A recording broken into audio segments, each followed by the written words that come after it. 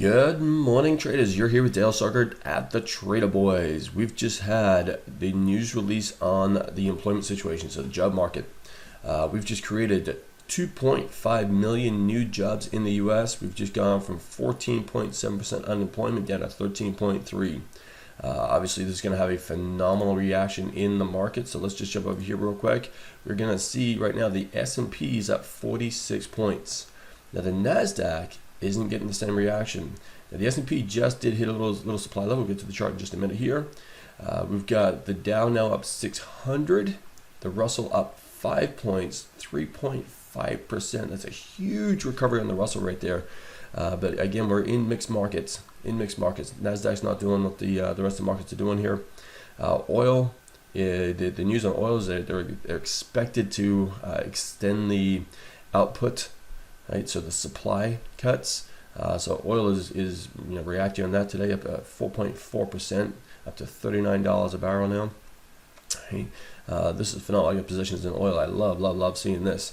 Now look at this, the big names here. They're looking to be all overbought, and we went through this yesterday. You got negative divergence on the indicators of these markets here. So these all kind of worked the way we expected them to yesterday. They're dropping away from the supply levels. Let's come into the S&P chart right here. This is what we're looking at here. Is around the 15-minute time frame, and we're coming all the way back. Now they say you can't time the markets, but myself and a large number of traders that understand supply and demand have a skill set, and this is called a supply area right here.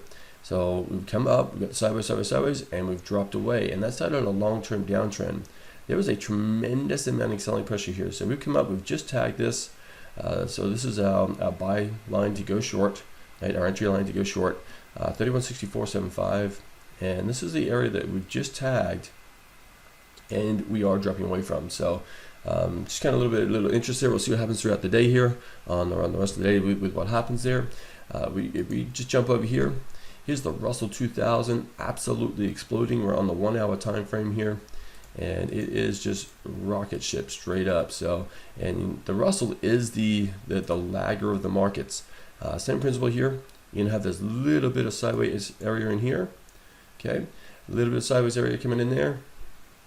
That's going to be a supply area to the current market conditions. Right? So same sort of thing. It's come up, it's tagged, it's getting a little bit of selling pressure into this. Anyone that's long this market, this would be a great location to take some profits. Here.